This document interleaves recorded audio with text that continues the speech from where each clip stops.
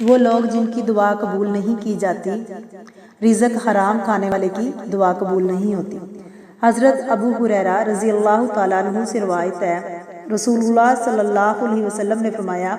اللہ تعالیٰ پاک ہے اور پاک چیز کے سوا کوئی چیز قبول نہیں کرتا،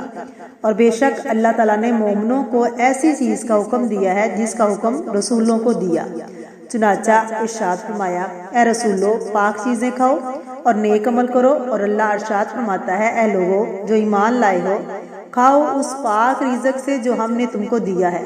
پھر آپ صلی اللہ علیہ وسلم نے ایک شخص کا ذکر کیا جو طویل سفر کر کے غبار آلود پراگندہ بالوں کے ساتھ جہاد یا حج کے لیے آتا ہے، دونوں ہاتھ آسمان کی طرف پھیلا کر دعا کرتا ہے،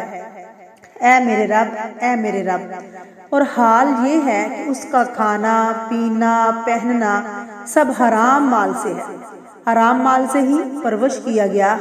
ایسے شخص کی دعا کیسے قبول کی جائے گی؟ اسے مسلم نے روایت کیا ہے۔